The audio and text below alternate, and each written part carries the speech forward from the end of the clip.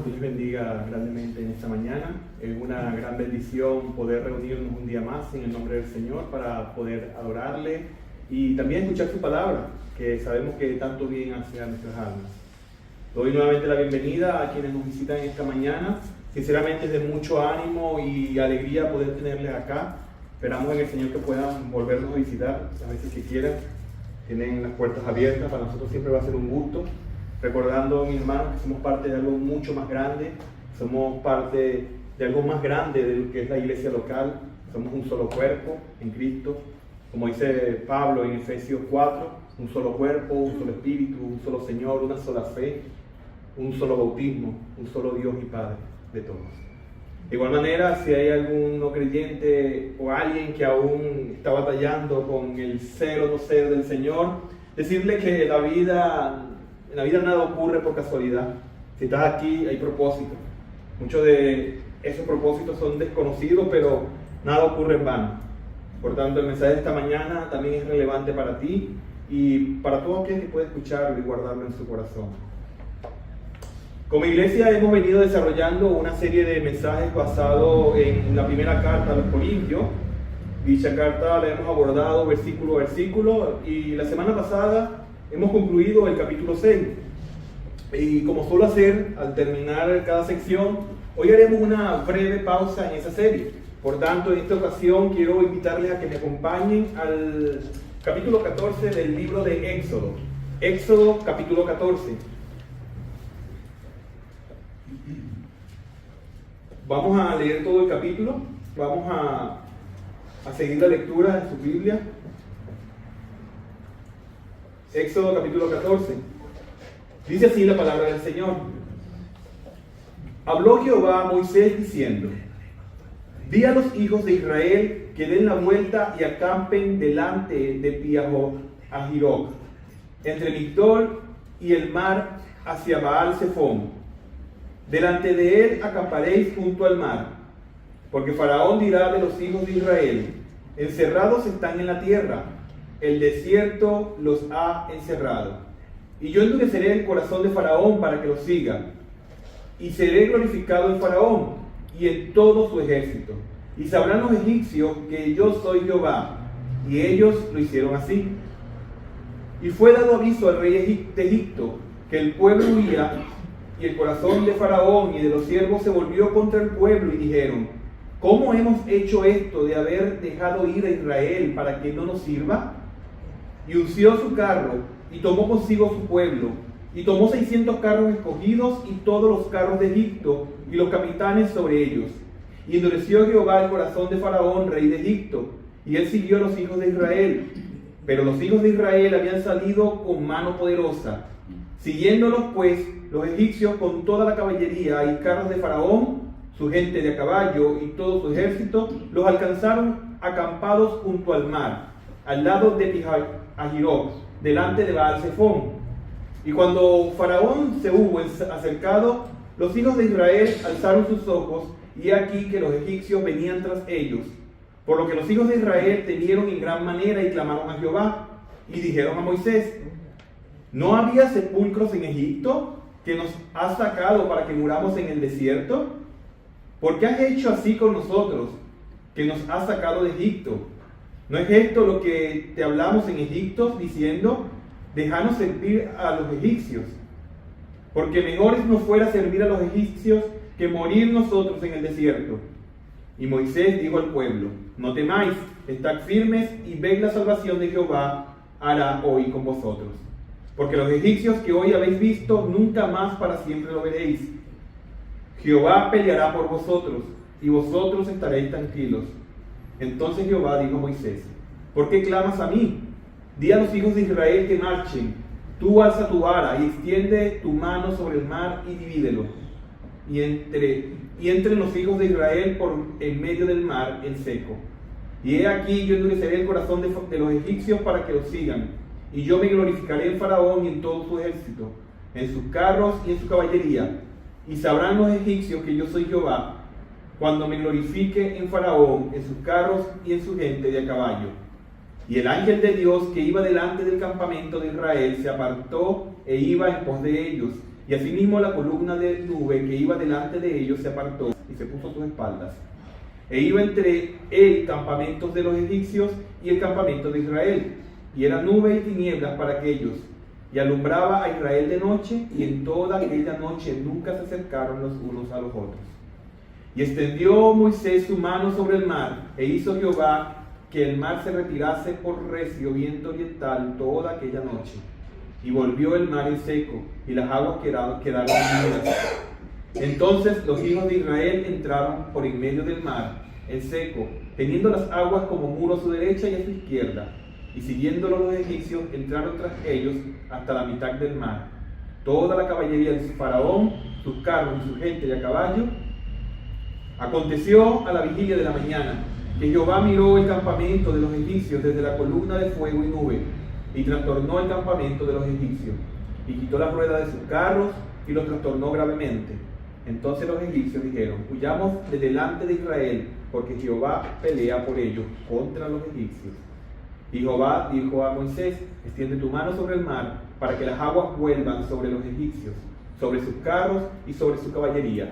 Entonces Moisés extendió su mano sobre el mar, y cuando amanecía el mar se volvió en toda su fuerza, y los egipcios al huir se encontraban con el mar. Y Jehová derribó a los egipcios en medio del mar. Y volvieron las aguas, y cubrieron los carros y la caballería, y todo el ejército de Faraón que había entrado tras ellos en el mar, no quedó de ellos ninguno. Y los hijos de Israel fueron por en medio del mar en seco, teniendo las aguas por muro a su derecha y a su izquierda. Así salvó Jehová aquel día a Israel de manos de los egipcios. E Israel vio a los egipcios muertos en la orilla del mar, y vio Israel aquel grande hecho que Jehová ejecutó contra los egipcios, y el pueblo temió a Jehová, y creyeron a Jehová y a Moisés su siervo. He titulado el mensaje del día de hoy: Cuando Dios abre caminos. Es un pasaje bastante conocido. Tanto creyentes como no creyentes han escuchado de esta historia acerca de la división del Mar Rojo y el pueblo de Israel pasando por medio de él. Hay muchas cosas que podemos considerar en este pasaje. Hay muchos detalles importantes y de los cuales podemos extraer muchas enseñanzas. Sin embargo, esta mañana me centraré en 4 aspectos fundamentales acerca del obrar de Dios con su pueblo. Obrar que nos recuerda quién es ese Dios soberano al que adoramos, recordándonos que como pueblo de Dios debemos descansar en el obrar del Señor, quien soberanamente nos guía, fielmente nos sostiene, poderosamente nos protege y finalmente glorifica su nombre al salvarnos.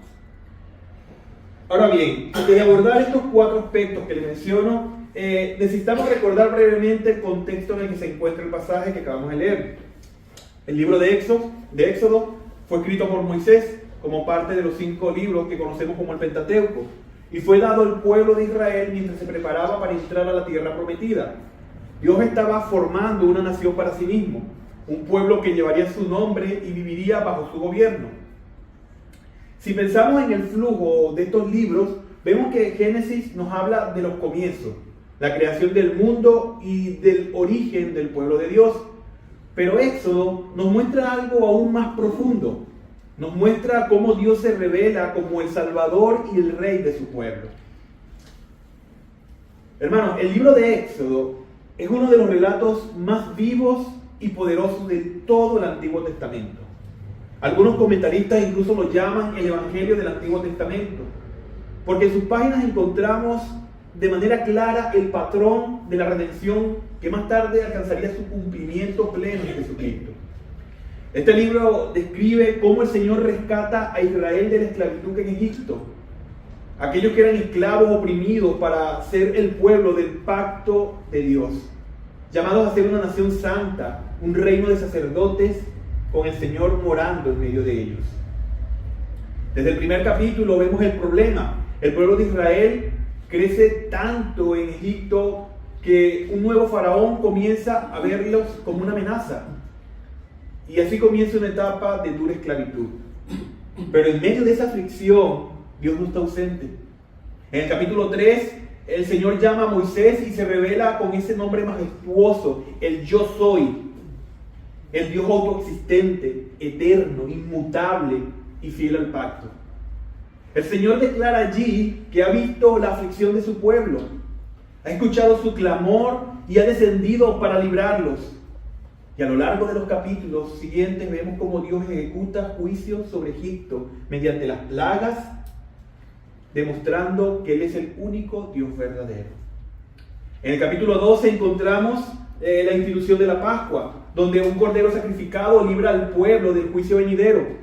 Y sabemos a la luz de toda la Escritura que ese cordero apuntaba hacia Cristo, el Cordero de Dios que quita el pecado del mundo. Después de esto, Dios saca a su pueblo de Egipto y los conduce hacia el desierto. Y algo interesante ocurre allí. El Señor no los lleva por el camino más corto. El texto nos dice que Dios evitó el camino de los filisteos porque sabía que el pueblo podría desanimarse al enfrentarse a una guerra demasiado pronto. Esto ya nos revela algo importante, mis hermanos. Esto nos revela algo importante acerca del carácter de Dios. Él guía a su pueblo con sabiduría perfecta, incluso cuando su dirección no parece lógica desde nuestra perspectiva.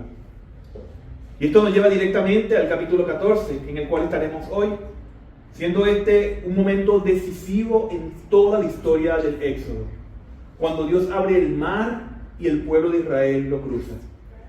Aquí encontramos a Israel en una situación aparentemente imposible. Delante de ellos está el mar, detrás de ellos viene el ejército egipcio. Humanamente hablando, no tenían salida. Popularmente decimos, estaban contra la espada y la pared. Pero ellos precisamente estaban allí donde Dios decide manifestar su poder de manera gloriosa. Pues si miramos en la primera parte del versículo 30, encontramos una declaración que resume todo lo que ocurre en este capítulo cuando dice: así salvó Jehová aquel día a Israel de mano de los egipcios. Ese es el corazón del pasaje. Dios salvó a su pueblo. Y hermanos, es verdad que esa verdad que nos pertenece no solo pertenece al pasado, también es una realidad que sostiene la vida del creyente hoy. El mismo Dios que obró en favor de Israel continúa obrando en favor de su iglesia. Por eso podemos afirmar con total convicción que como pueblo de Dios podemos descansar en su obrar. Ahora bien, al examinar cuidadosamente este capítulo encontramos 4 recordatorios del obrar de Dios en nuestras vidas que nos ayudarán a descansar en su carácter salvador. Lo primero que vemos en este pasaje y que debemos recordar es, número 1, Dios guía soberanamente a su pueblo. Dios guía soberanamente a su pueblo.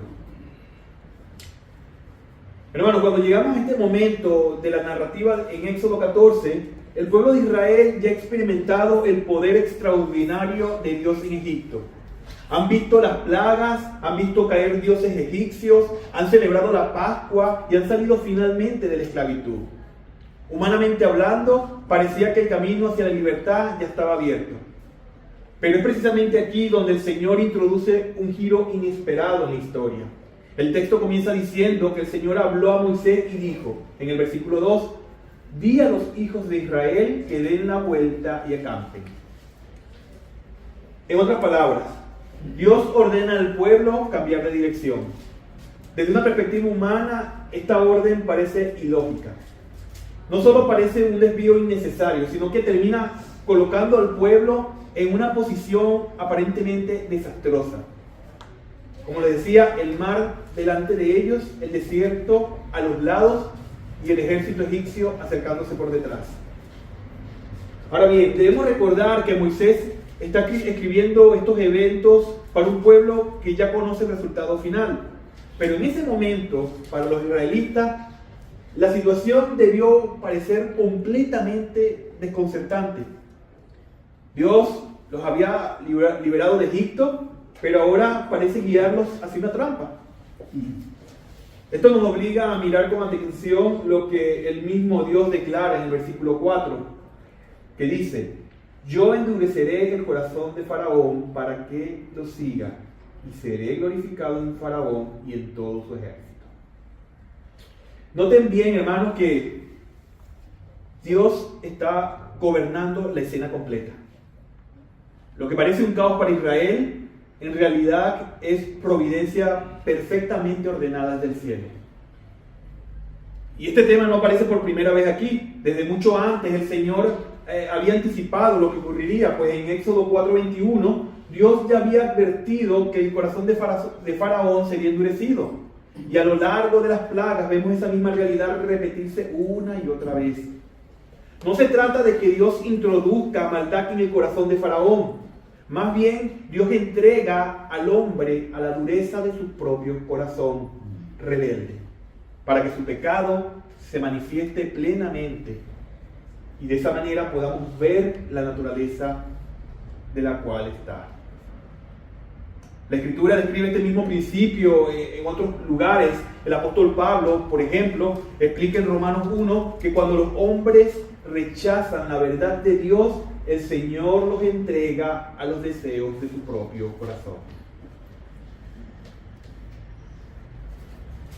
Pero lo que aquí vemos es aún más profundo. La narrativa no solo nos muestra la responsabilidad humana, también nos muestra la soberanía absoluta de Dios sobre la historia.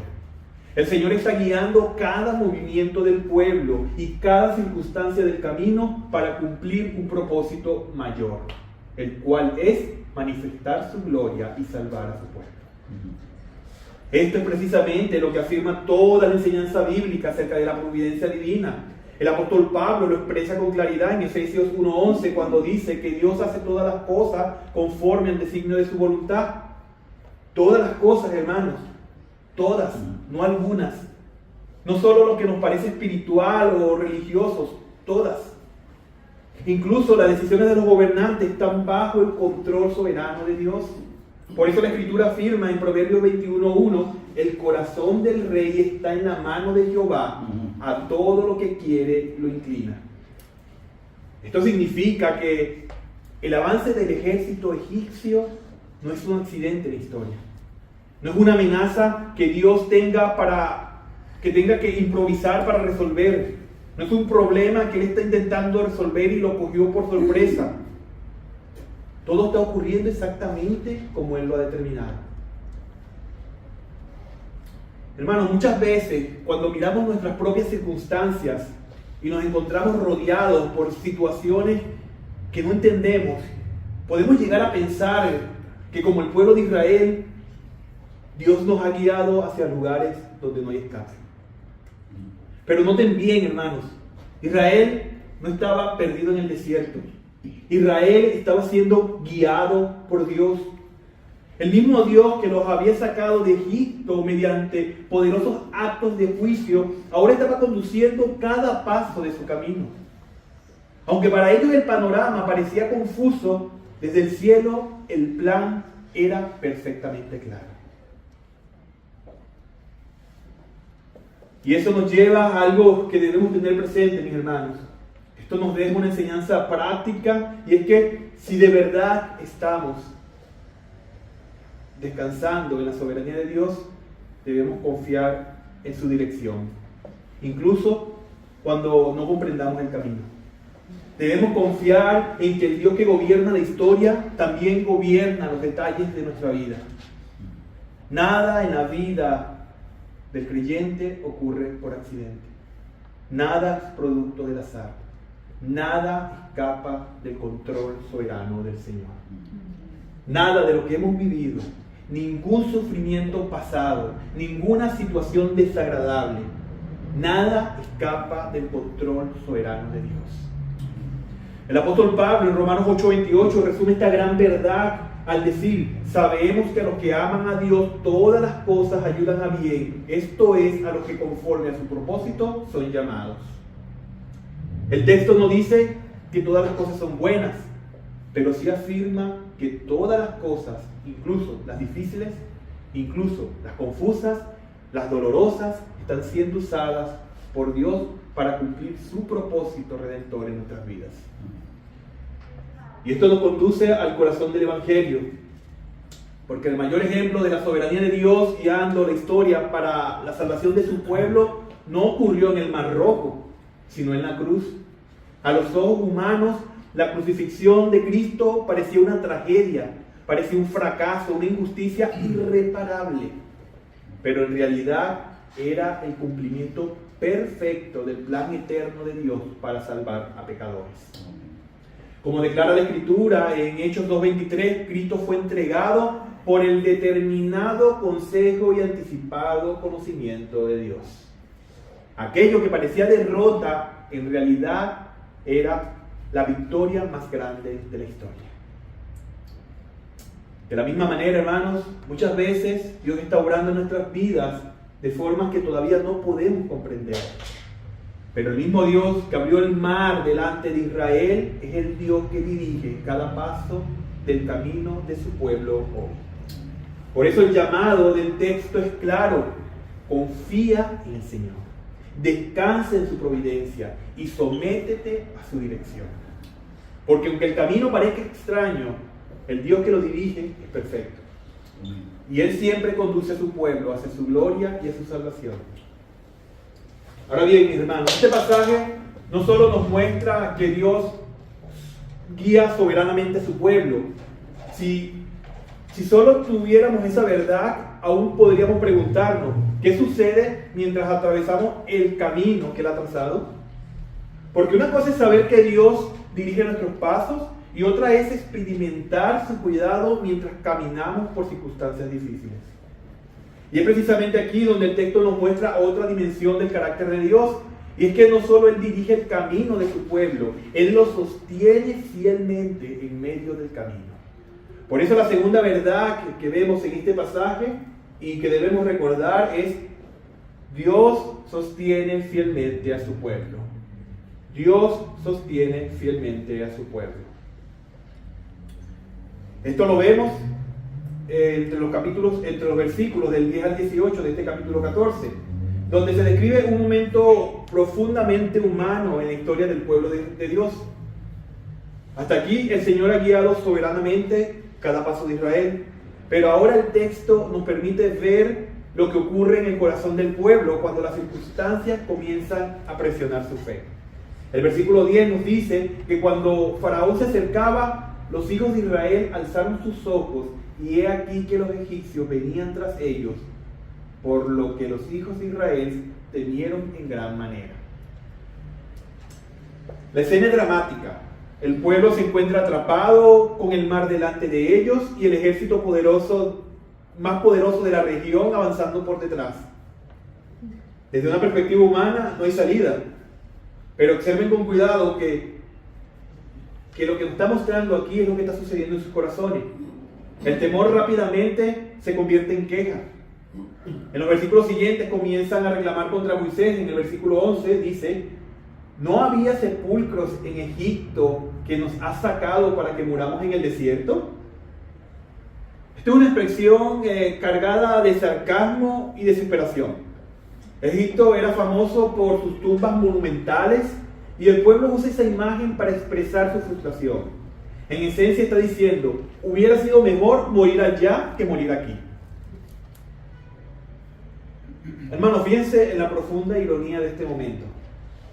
Este mismo pueblo había sido testigo de los actos poderosos de Dios en Egipto.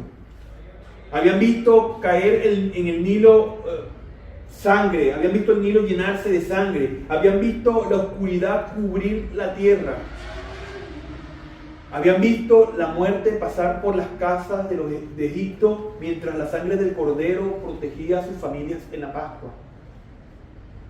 Habían experimentado la liberación milagrosa del Señor. Y sin embargo, ante la primera gran amenaza en el camino, su memoria espiritual parece evaporarse. Eso nos recuerda algo que la Escritura repite constantemente, y es que el temor tiene una forma muy particular de distorsionar nuestra visión de Dios. El miedo tiende a borrar nuestra memoria de las cosas que Dios ha hecho por nosotros. Tiende a borrar nuestra memoria de la fidelidad del Señor. Cuando el corazón se llena de ansiedad, olvidamos lo que Dios ya ha hecho. Ahora bien, en medio de esa crisis, Moisés pronuncia una de las declaraciones más profundas de todo el Antiguo Testamento. Versículo 13 dice: no temáis, estad firmes y ved la salvación que Jehová hará hoy con vosotros.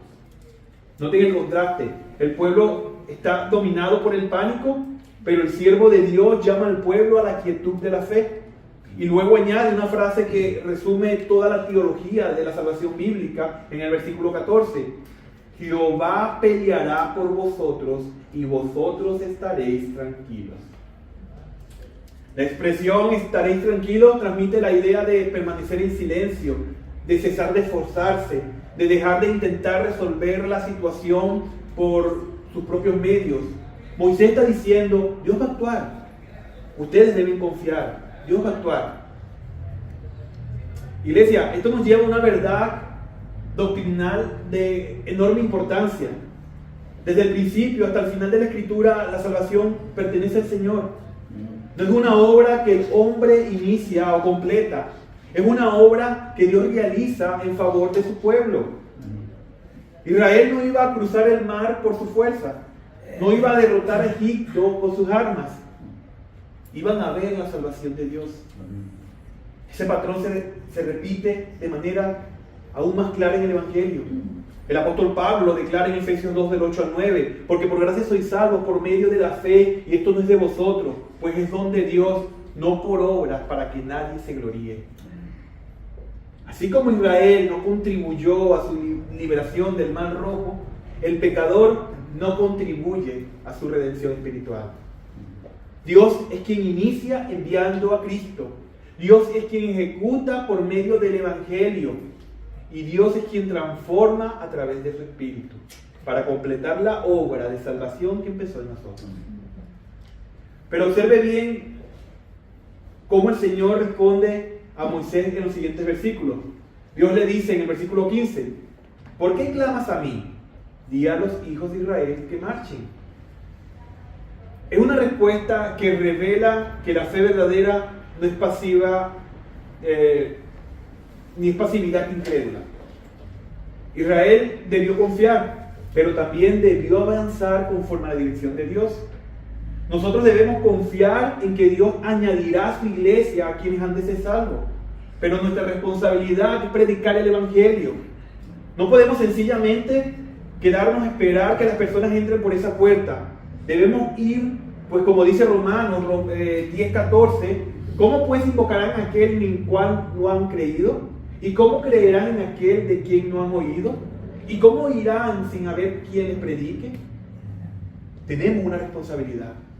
Tenemos una responsabilidad que debemos asumir en obediencia y con gozo. Y es el mismo patrón de toda la Escritura. Debemos confiar, pero a la vez ser obedientes. Fíjense que después de mandar al pueblo a marchar, Dios ordena a Moisés extender su vara sobre el mar, anticipando el milagro que vendría. Esto nos muestra algo importante sobre la fidelidad de Dios. El Señor no solo promete salvar, Él actúa poderosamente para cumplir su promesa. La fidelidad divina no es una idea abstracta, es una realidad concreta que se manifiesta en la historia. Eso es exactamente lo que las Escrituras afirman una y otra vez. El profeta Jeremías declara en Lamentaciones 3:22-23, por la misericordia de Jehová no hemos sido consumidos, porque nunca decayeron sus misericordias. Nuevas son cada mañana, grande es tu fidelidad. ¿Qué significa esto para nosotros hoy? Significa que muchas veces reaccionamos como Israel cuando las circunstancias nos rodean. Dios ha sido fiel con nosotros, nos ha sostenido en el pasado, nos ha perdonado en Cristo, nos ha guardado hasta hoy. Y aún así, cuando enfrentamos una nueva prueba, el temor amenaza con dominar nuestro corazón. De repente olvidamos las evidencias pasadas de la gracia de Dios. Pero la Escritura nos exhorta claramente a algo, mis hermanos. Y es que en medio del temor debemos volver a recordar la fidelidad del Señor. Cuando el miedo levanta su voz, el creyente debe responder mirando nuevamente a las promesas de Dios. Porque la fidelidad que sostuvo a Israel en el desierto es la misma fidelidad que sostiene a su iglesia hoy. Es la misma fidelidad que se vio expresada de la manera más gloriosa en Jesucristo. Si Dios no escatimó a su propio Hijo para salvarnos, ¿cómo no cumplirá también todas sus promesas?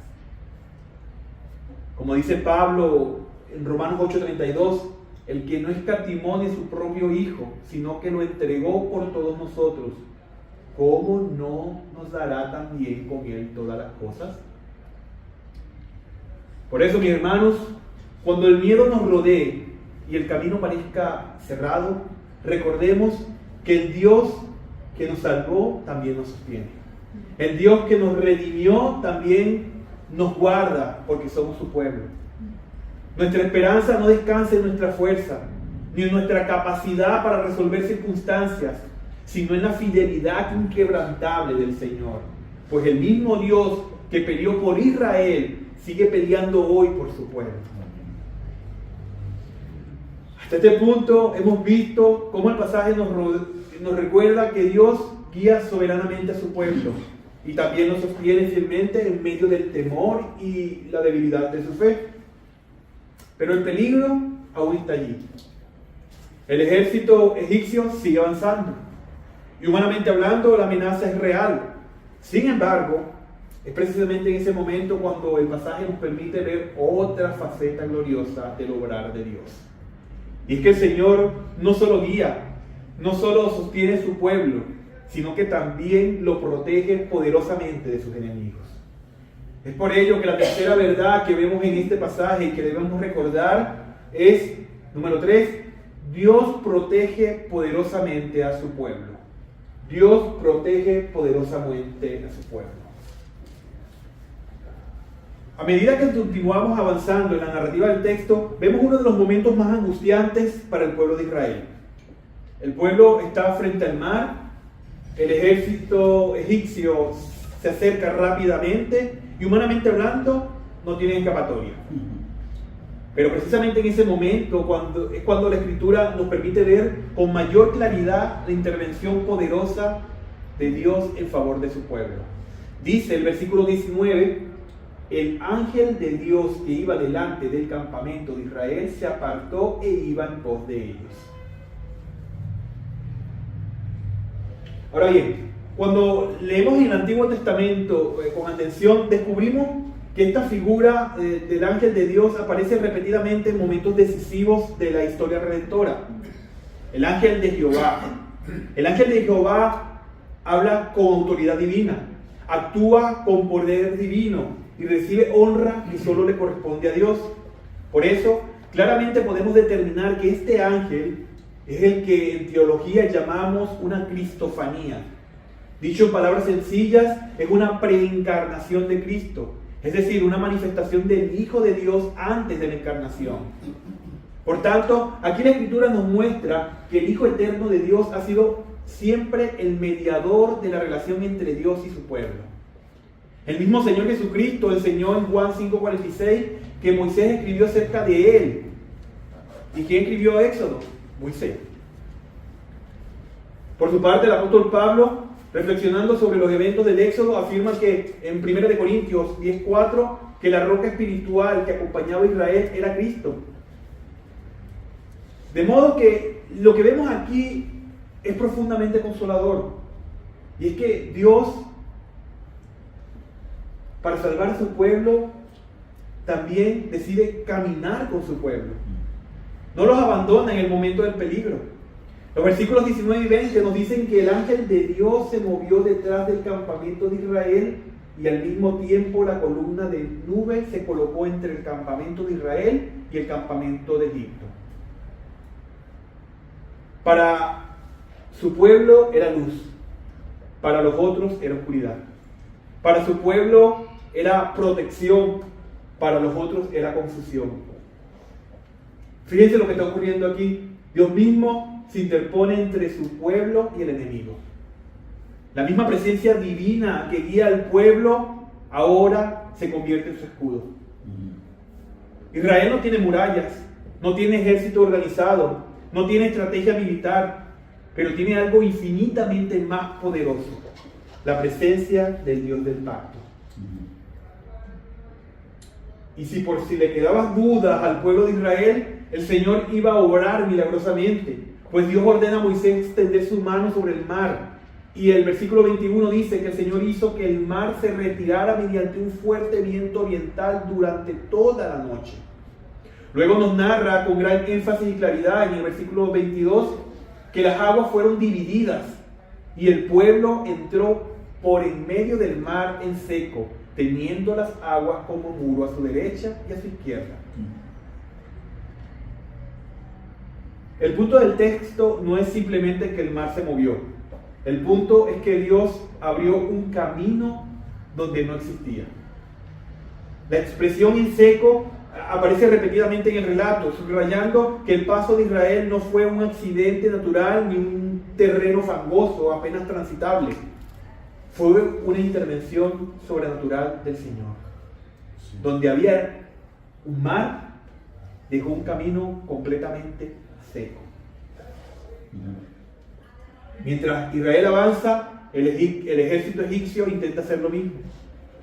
Pero entonces el texto nos dice algo muy significativo en el versículo 24. Dice: Jehová miró al campamento de los egipcios desde la columna de fuego y nube y trastornó el campamento de los egipcios. Hermanos, el Dios que había estado protegiendo a su pueblo ahora dirige su mirada hacia el ejército enemigo. Y esa mirada es suficiente para traer confusión y juicio. Las ruedas de los carros comienzan a trabarse. El avance se vuelve imposible. Y los egipcios finalmente reconocen lo que ya es evidente. Dice el versículo 25: y quitó las ruedas de sus carros y los trastornó gravemente. Entonces los egipcios dijeron: huyamos de delante de Israel, porque Jehová pelea por ellos.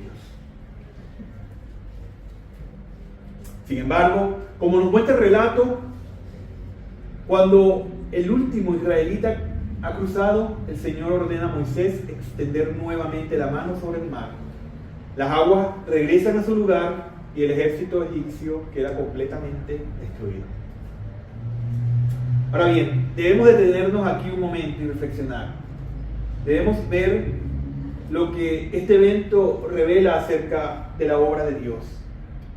Un mismo acontecimiento produce dos resultados completamente diferentes.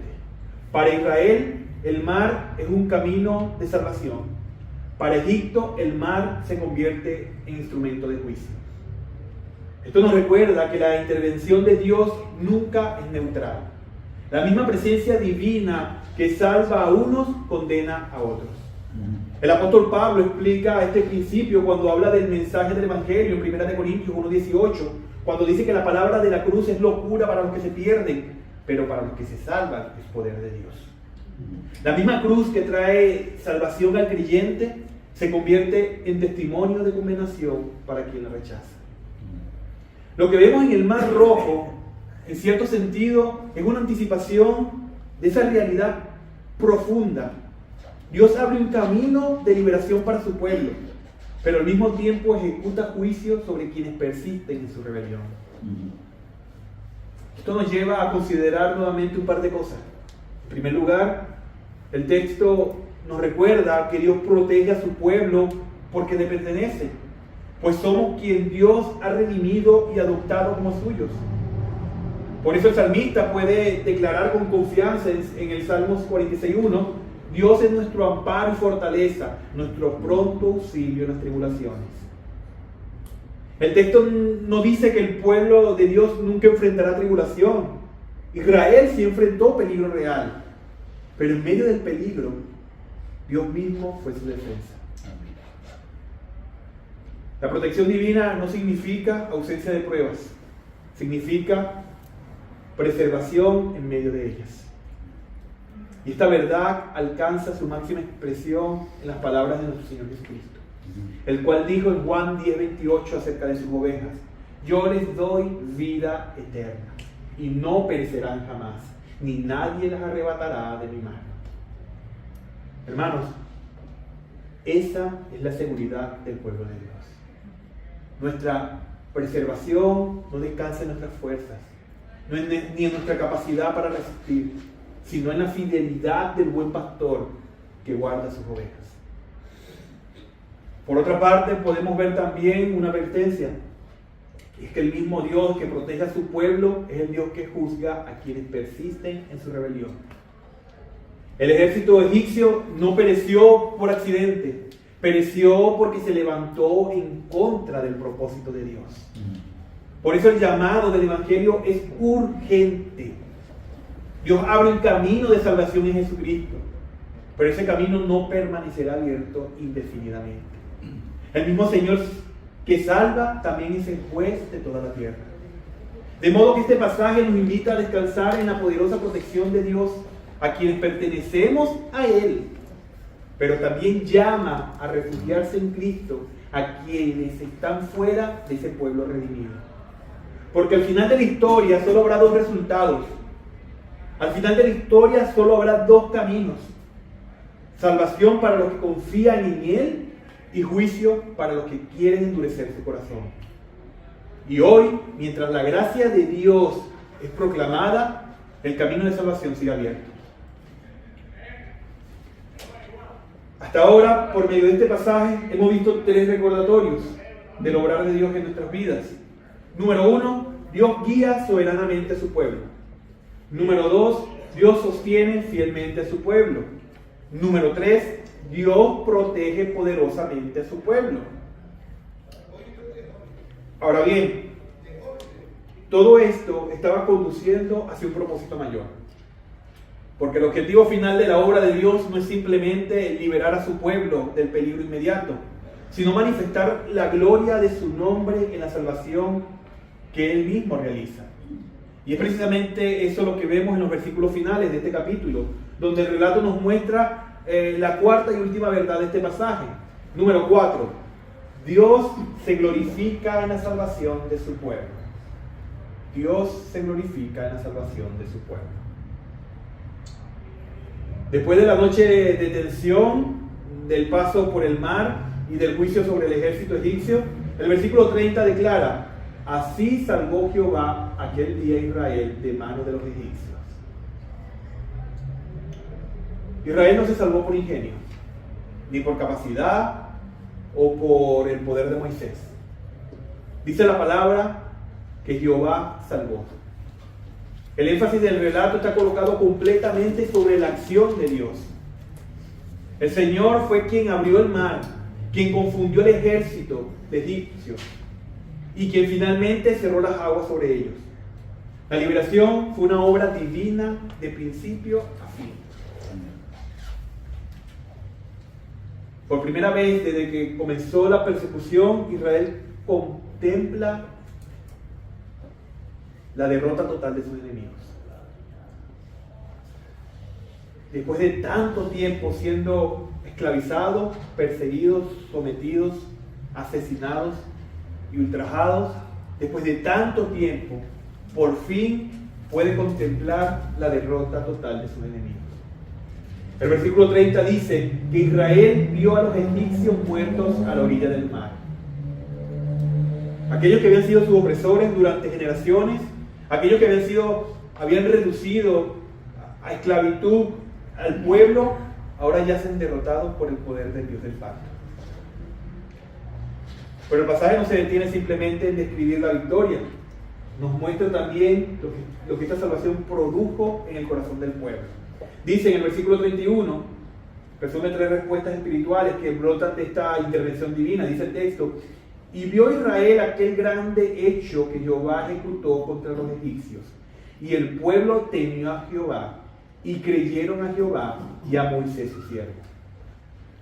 Primero, el pueblo ve la obra de Dios. Esto nos recuerda que la fe bíblica no está construida sobre un mito o sobre ideas abstractas. Está fundada sobre actos reales de Dios en la historia. Israel no estaba simplemente escuchando una explicación teológica. Ellos estaban contemplando con sus propios ojos la intervención poderosa del Señor. Y esto es importante, mis hermanos, porque la revelación bíblica siempre está ligada a la acción redentora de Dios.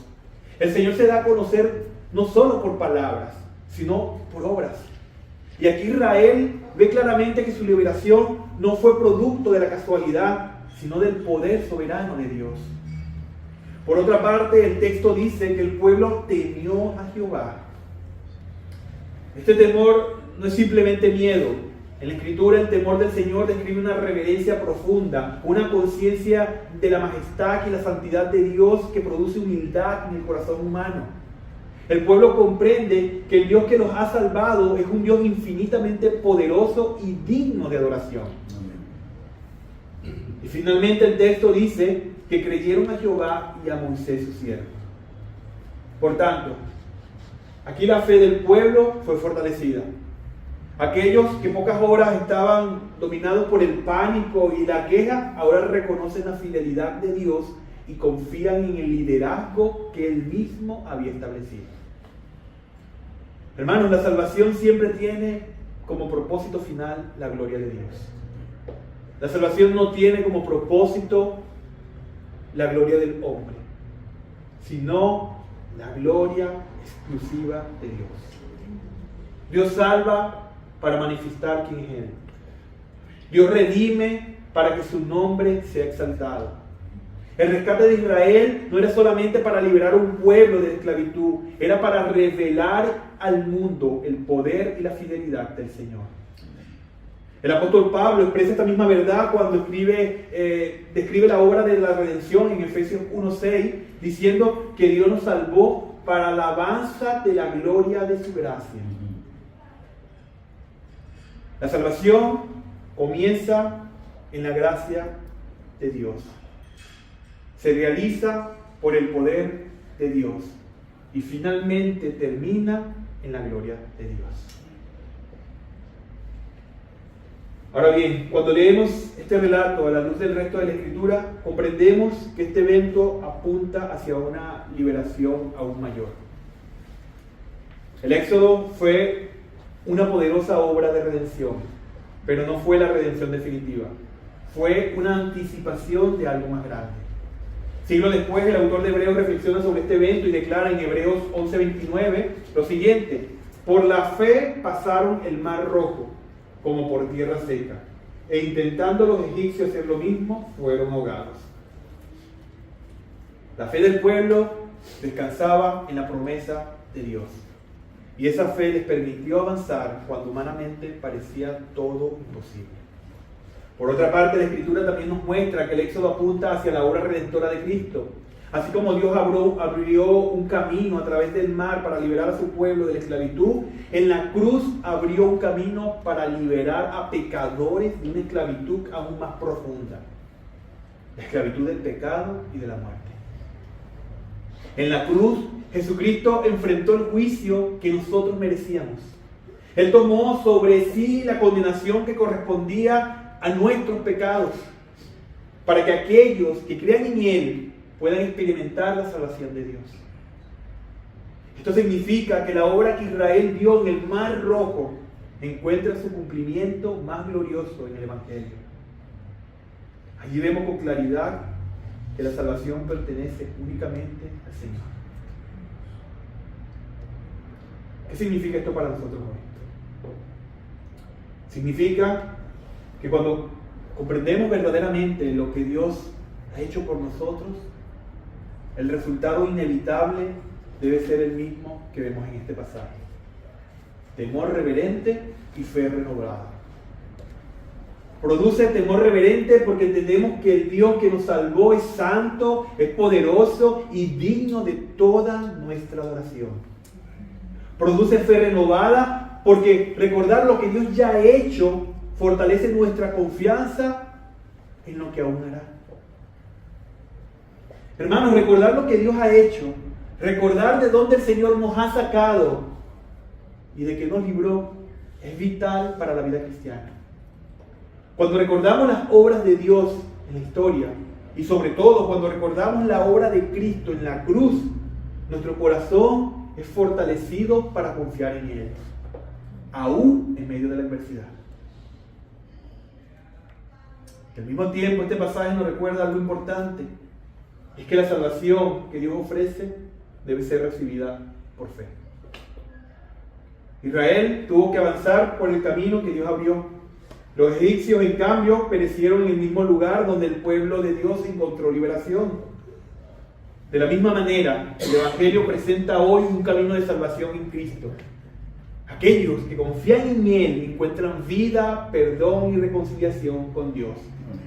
Pero quienes lo rechazan permanecen bajo juicio. Hoy es el día de salvación.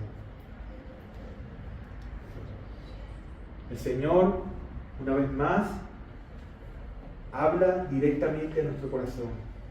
Una vez más nos recuerda que sin Él no somos nada. Que sin Él no podemos avanzar. Que todo lo que tenemos es gracias a Él. Que si hoy hemos abierto los ojos esta mañana es gracias a Él. Porque su misericordia la ha renovado esta mañana. ¿Cuántas personas ni siquiera han podido abrir sus ojos esta mañana? ¿Cuántas personas pueden siquiera sostenerse en sus propios pies? ¿Cuántas personas siquiera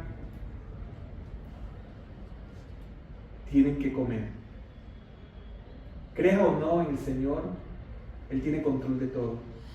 Y Él extiende su misericordia sobre justo e injusto. Pero sabemos que nuestra vida es pasajera. Sabemos que esto no termina aquí. Sabemos que fuimos creados para una eternidad. Sabemos que nada de lo que hagamos ni tengamos puede llenar ese vacío que solo Dios puede llenar. Necesitamos del Señor. Pero para llegar a Él, hay que ir con fe, en arrepentimiento. Por eso, mientras contemplamos la obra poderosa de Dios en este pasaje, el llamado es claro: temer al Señor, confiar en su salvación y vivir para la gloria de su nombre.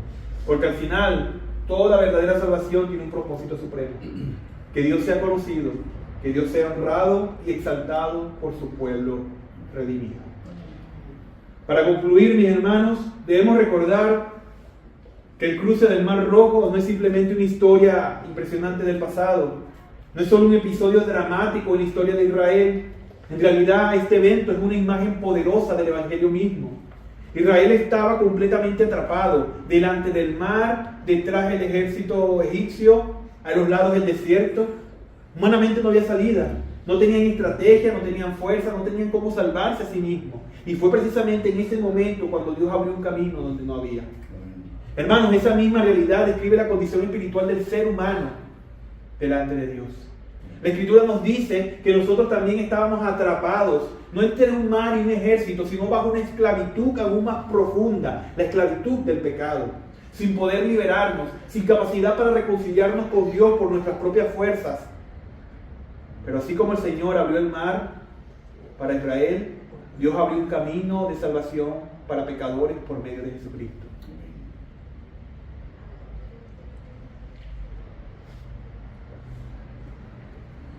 El mismo Dios que abrió el mar delante de Israel es el Dios que abrió el camino eterno de salvación por medio de Jesucristo. Y ese Dios sigue guiando, ese Dios sigue sosteniendo y guardando a su pueblo hoy. Así que, hermanos, caminemos confiando en el Señor, descansemos en su carácter, vivamos para su gloria, porque cuando Dios abre un camino, nadie puede cerrarlo. Y cuando Dios salva a su pueblo, lo hace para siempre. Vamos a orar.